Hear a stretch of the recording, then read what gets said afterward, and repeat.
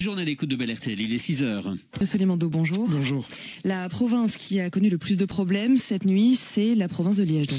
Oui, avec la Meuse qui a débordé le long des quais, le niveau est... Sans surprise ce matin, Antonio, le bilan s'est encore alourdi. Oui, avec 11 morts et 4 disparus, les dernières personnes retrouvées sans vie hier soir à Chauffard. À Liège, dans les quartiers de Coron-Meuse, de Saint-Léonard, dans l'Outre-Meuse et dans le centre aussi, les pompiers ont dû porter secours à 1 millier de personnes en plus de ces...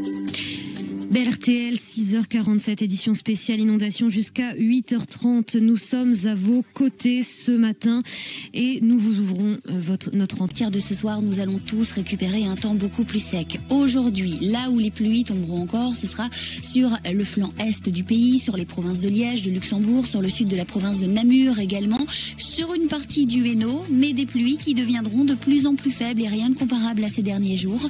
Sur le nord-ouest, un temps toujours sec avec aussi le retour du soleil qui finira par se propager sur le centre du pays aussi cet après-midi et qui fera vraiment beaucoup de bien. Ensuite, pour ce soir, tout le monde sera au sec. Cette nuit, nous allons la passer au sec et la pluie ne reviendra pas puisque le temps restera sec tout au long du week-end et même au moins jusqu'à jeudi prochain d'après les premières prévisions. Niveau température, elles vont s'adoucir aussi progressivement. Aujourd'hui, le mercure grimpera jusqu'à 23 degrés et il grimpera jusqu'à 25-26 degrés ce week-end. Dinan pour rejoindre Namur.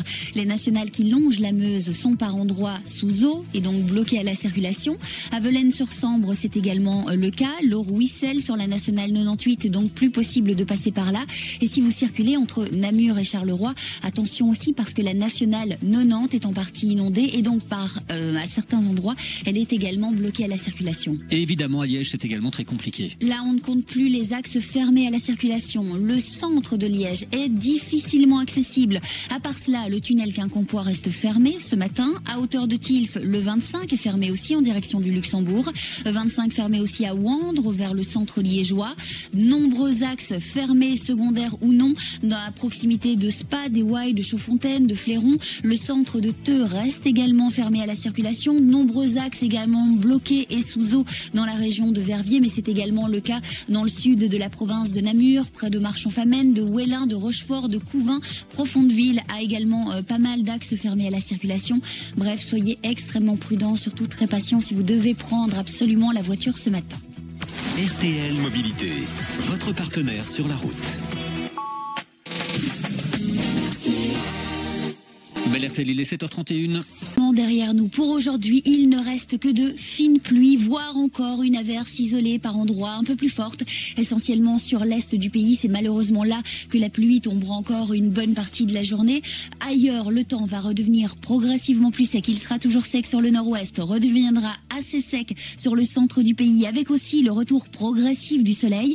Si vous êtes sur l'est, donc encore quelques gouttes aujourd'hui, avant le retour au sec pour tout le monde dans le courant de la soirée. Et c'est promis, la pluie ne reviendra pas tout de suite. La nuit restera sèche. Ce week-end, pas de pluie. Un temps sec samedi et dimanche.